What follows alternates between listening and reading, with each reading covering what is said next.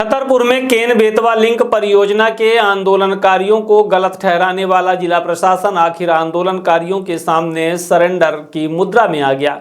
टकराव टालने का इससे अच्छा और कोई विकल्प नहीं था। केन बेतवा लिंक परियोजना से प्रभावित ग्रामवासियों की मांग को संज्ञान में लेते हुए विचारोपरांत कलेक्टर पार्थ जायसवाल ने पृथक से जिला स्तर पर तहसीलदार सटई की अध्यक्षता में सर्वे दल का गठन किया है। दल के द्वारा 13 ग्रामों में पारदर्शी ढंग से सर्वे कार्य पुनः प्रारंभ कर दिया गया है। ऐसे लोग जो मुआवजा पैकेज पाने से छूटे हैं उनका पुनः सर्वे किया जाएगा। अगर कोई पात्र व्यक्ति छूटा हुआ है जिसके दस्तावेजों में कोई कमी है, उनके दस्तावेज बनाने में सहूलियत दी जाएगी और जिला प्रशासन मदद करेगा। ऐसे पात्र व्यक्ति का पुनः नाम जोड़कर उन्हें मुआवजा राशि का वितरण किया जाएगा। इसके अतिरिक्त प्रभावित ग्रामों में निरंतर ग्राम सभाएं भी जारी रहेंगी और जिसमें लोगों को विस्तृत जानकारी दी जाएगी और लाभान्वित लोगों की सूची विस्तृत रूप से ग्रामों में चस्पा भी की जाएगी।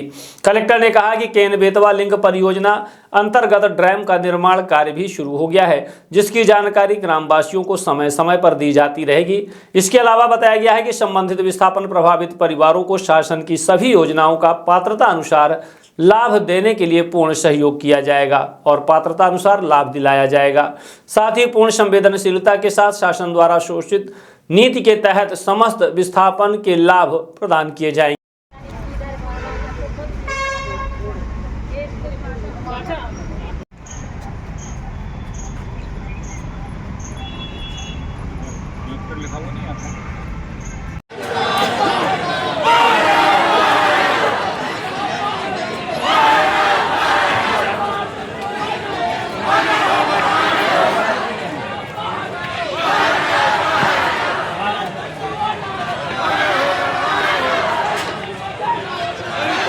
यहाँ पे आकर बात करेंगे तो ये जो डेडलॉक आप बात कर रहे हैं तो टूटेगा।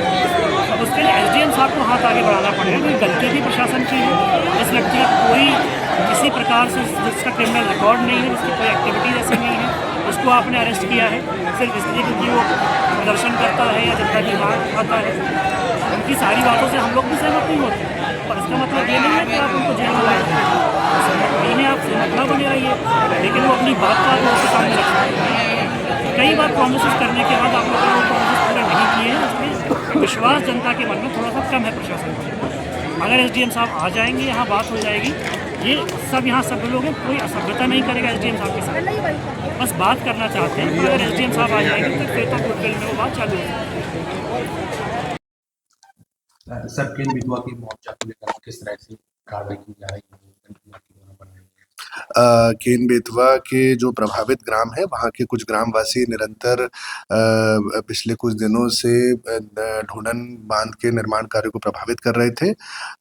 उनके साथ हमारे राजस्व विभाग और पुलिस विभाग के कर्मचारी निरंतर उनके साथ वार्तालाप कर रहे थे। उनकी मांगों के ऊपर हम निर्णय ले रहे थे। उनकी प्रमुख मांग ये थी कि कुछ लोगों का नाम पात्रता सूची में छूटा हुआ है। इस संबंध में जिला प्रशासन ने एक पृथक से एक दल गठित कर दिया है।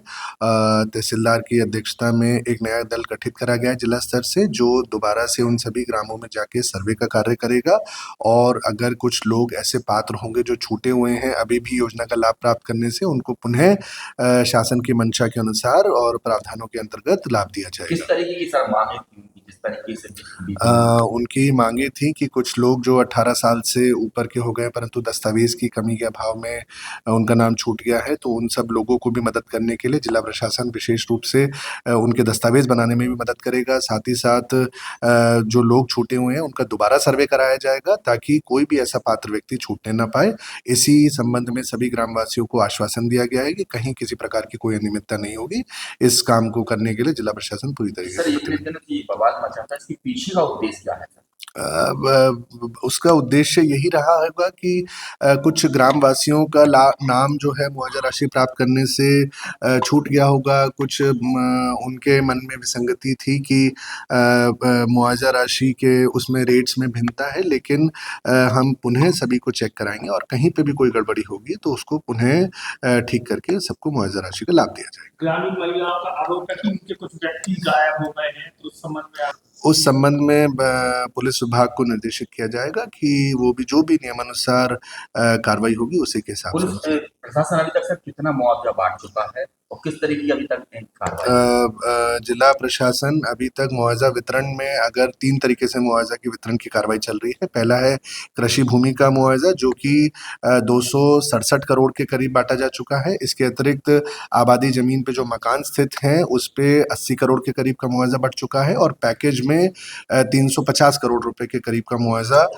वितरण किया जा चुका है। इसके अतिरिक्त भी अगर कोई व्यक्ति छूटा होगा तो उसको भी राशि दी जाएगी। सर किस तरीके की अपील करना चाहिए? कुछ लोग भ्रमण भी कर रहे हैं वहाँ पर जा जाकर किसी को कोई दिक्कत है तो जिससे आम जो बेचारे सीधे साधे लोग हैं, आदिवासी लोग भ्रमित भी हो जाते हैं, तो किस तरीके से मेरा इस माध्यम से यही सभी लोगों से अपील रहेगी जितने भी प्रभावित लोग हैं और उसके अतिरिक्त भी कि किसी भी प्रकार की कोई भ्रामक जानकारी को ग्रहण ना करें।